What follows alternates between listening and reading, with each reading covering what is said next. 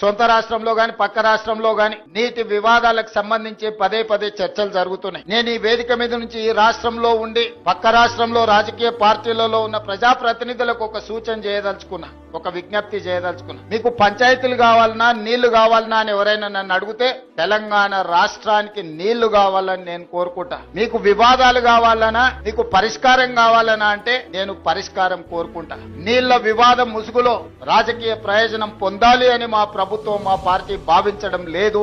రెండు రాష్ట్రాల మధ్యలో ఉండే సమస్యల్ని శాశ్వతంగా పరిష్కరించాలి అని తెలంగాణ ప్రత్యేక రాష్ట్రాన్ని శ్రీమతి సోనియా గాంధీ గారు కాంగ్రెస్ పార్టీ ఇచ్చింది. కాబట్టి నీళ్ల విషయంలో వివాదాలు, నీళ్ల విషయంలో రాజకీయ లబ్ధి కోసం ఆలోచన చేయొద్దు.